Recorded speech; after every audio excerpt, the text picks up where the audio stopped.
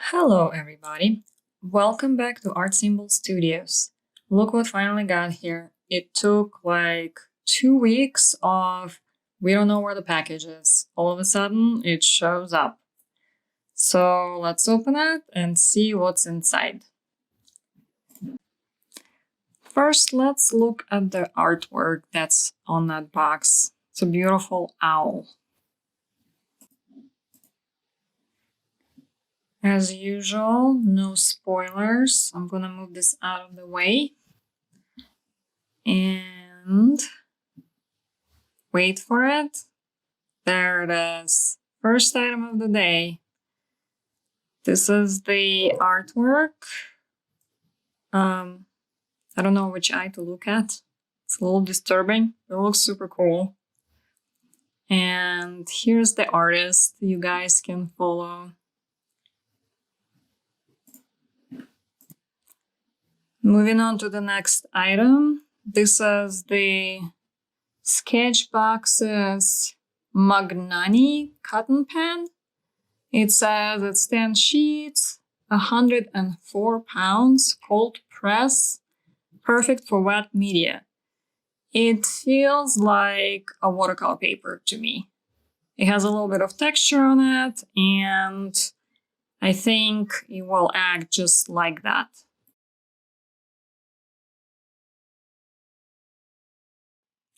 Next item that we have is a Sketchbox Signature Plastic Palette. Excellent. I'm gonna use this to mix the colors. Let's see what else we have. We have the Faux Squirrel Dagger Brush by Dynasty. It says it's a 3/8. I don't know what that stands for. It feels pretty nice. The bristles themselves, they look springy. We'll use this to test out our colors. Next item on the list is a Sketchbox sticker. And we have the Caran d'Ache Graph Wood Pencil in 3H. Let's check it out. It goes on smoothly and very light. Let's look at the next item. We have the Staedtler Pigment Liner in 0.3-2 mil. I'm looking if it's waterproof. There's a writing in German, and I've not seen it. Yeah, I think it says it's light, fast, and waterproof. Check out the nib. It has this little nib on it. And you can make the thicker line and a really, really thin line with this pen. It looks like it's very pigmented and the ink is coming off nicely. The pen feels kind of a little bit different. The body itself, it has those little ridges on it. You can make a noise with that. I don't know if you can tell it on the camera, but it has this, it just feels different. It's not smooth. Next item that we have is this Holbein acrylic ink in Naphthol Red. It's a 30 ml bottle. It says this highly versatile ink is hyperpigmented with a very low viscosity. Try using it with the dip pen, water brush, or refillable marker. Let's see what it looks like on paper. I'm gonna use a bamboo stick to put it on a paper. It looks very, very pigmented, very opaque, and it's slightly on the warmer side.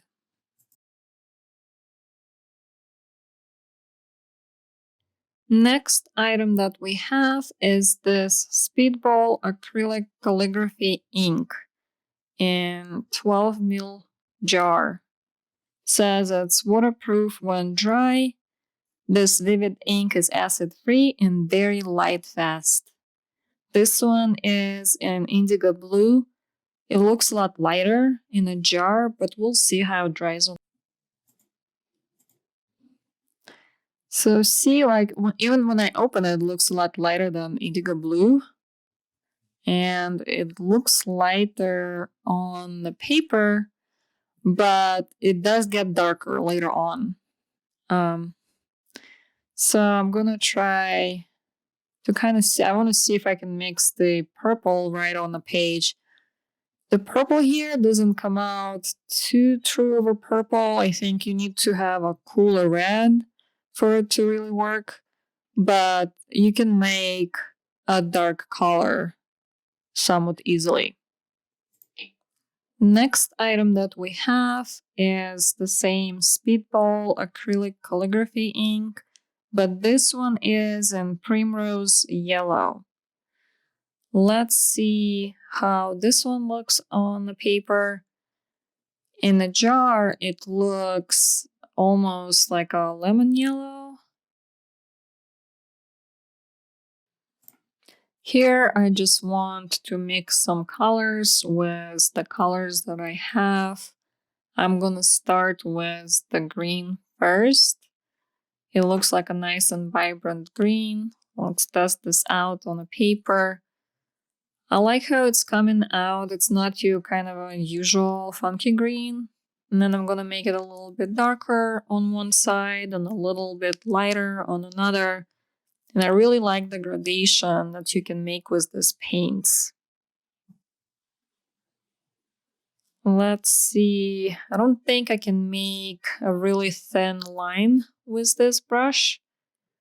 I'm trying to decide if I'm going to use this brush for the artwork or a different brush because I don't think I have enough control with this one. So I'll probably end up using a different brush that has a little bit more control. So let's see if we can mix that purple. It's going to be more like burgundy, if not brown color, because our red is a warmer red. It's not going to come out just right. But it's almost like, depending on how much blue you put in there or red, you can make either more of a brownish color or this kind of a shadowy, slightly purpley color. I don't even know how to explain this, but this looks like it will work well for the shadows. And yeah, this looks almost like the burgundy. So let's see. We have the liner, we have the blue, the yellow, the red. We can mix the shadows. We can have really nice greens and kind of a brownish color. So there's a lot of colors over here that's going on. Let's see what we can make with this. So I ended up going with this, what I call murderous mantle instead of the plain one. Because, I mean, look at this thing. It looks like an alien in armor, and there's this little thing inside that's sitting there, and it's just laughing at everybody and going, I can do whatever I want. Look at me. Who's gonna touch this thing? Did anybody ever touch this thing? If I see this thing in real life, I am going to scream. So, about the paints themselves, they blended really well. I had a lot of colors in this box this month. So I'm actually really happy with this. The only color that I miss here is white. If I had white, I could have done the tints from the colors that I can mix, and I didn't have white for the highlights, so I end up using the white pen at the end. Other than that, I used my own brush as well for the most part, just because this guy's details are pretty small and I didn't want to mess this up with the larger brush. I'm going to turn on some music and let you enjoy the rest of the video.